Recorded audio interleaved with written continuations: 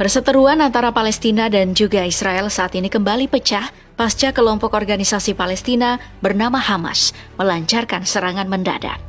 Gak cuma mendadak, mereka juga menyerang dari berbagai sektor, mulai dari darat, air, dan udara. Akibatnya, karena ketidaksiapan menghalau serangan tersebut, Israel harus menerima kenyataan kalau mereka kehilangan nyawa dari 1.100 orang warganya. This is just the first 12 hours. Namun dibalik mematikannya serangan dari organisasi Palestina ini, beberapa data nunjukin kalau ada keterlibatan antara Hamas dan juga kelompok Hizbullah yang berasal dari Lebanon. Bahkan disebutkan kalau Iran juga punya campur tangan dalam serangan yang menewaskan ribuan orang-orang di Israel. Itu nunjukin kalau saat ini Palestina bisa bangkit ngelawan penindasan yang terjadi selama ini. Namun akibatnya, karena Israel berada di kubu blok barat, Amerika Serikat gak tinggal diam. Disebutkan kalau Amerika bakal ikut campur tangan dalam peperangan ini. Gak cuman itu aja, negara yang dijuluki negeri Paman Sam ini juga bakal ngirimin bantuan persenjataan buat ngelawan Palestina, Lebanon, dan juga Iran. Bahkan parahnya, kapal induk Amerika USS Gerald R. Ford udah dikerahkan di dekat perairan Israel buat bantuan penyerangan.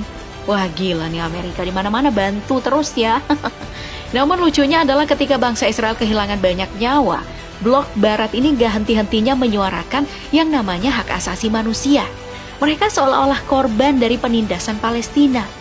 Gak cuman itu aja, ketika Rusia mulai melancarkan invasi ke Ukraina, negara-negara barat juga berkoar-koar tentang HAM. Mereka ini seolah-olah lupa di saat Israel gak henti-hentinya melancarkan serangan ke arah Palestina yang ngebuat korban jiwa terus-menerus bertambah. Hebatnya, mereka seolah-olah tutup mata dan tutup telinga di saat warga Palestina menderita akibat peperangan. Oh iya lupa, kan Palestina gak masuk kubu mereka ya, jadi gak bakalan tuh digembar-gemborin masalah HAM. Jadi intinya, konsep HAM cuma ada di kubu blok barat aja, di kubu lain gak usah. Mungkin kayak gitu ya. Namun yang jelas Palestina bersama Lebanon dan juga Iran bakal bersatu untuk melawan penindasan Israel yang tidak berujung itu. Mereka bakal bersatu untuk memerdekakan Palestina dari jajahan negara yang gak ngerti arti HAM.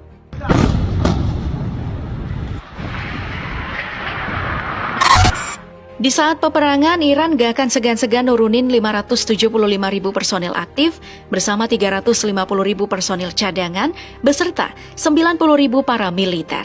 Itu berarti di kubu Palestina udah mengantongi lebih dari 1 juta personil dari Iran.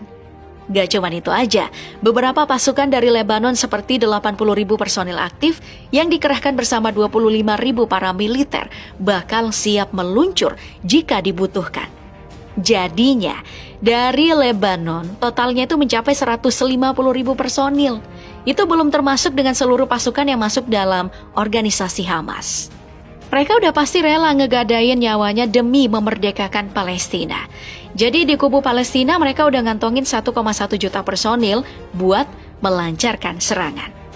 Sedangkan untuk Israel, negara ini cuma diisi 173.000 personil aktif, beserta 465.000 personil cadangan, dan juga 8.000 para militer.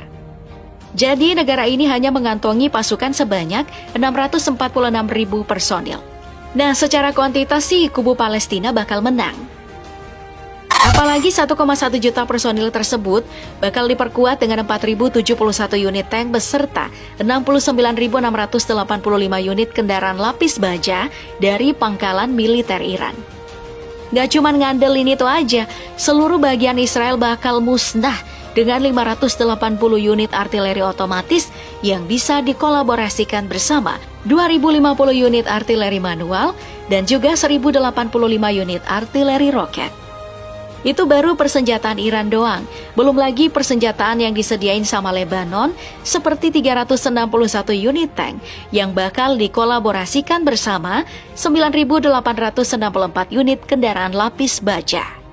Selain itu, mereka pastinya gak akan segan buat nurunin 84 unit artileri otomatis bersama 374 artileri manual, serta gak lupa pula 30 unit artileri roket.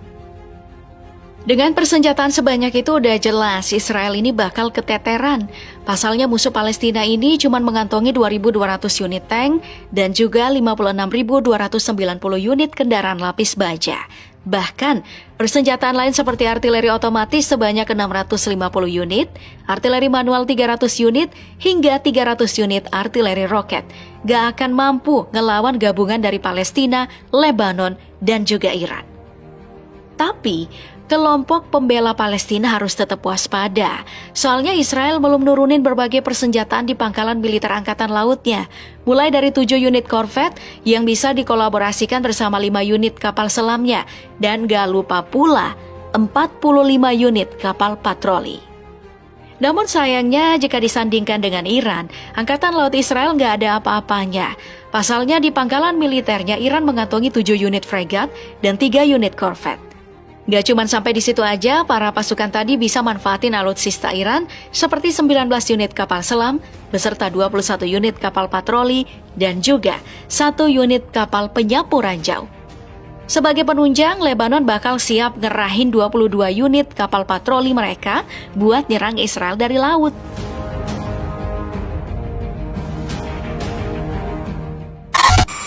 Selain itu, Iran juga masih bisa ngandelin matra udara mereka yang siap menggadaikan nyawanya buat negara.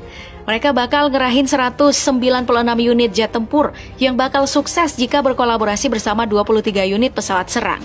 Gak cuma itu aja, 86 unit pesawat transportasi militer serta 94 unit pesawat latih bakal turun setelah ngedapetin arahan dari Panglima Perang.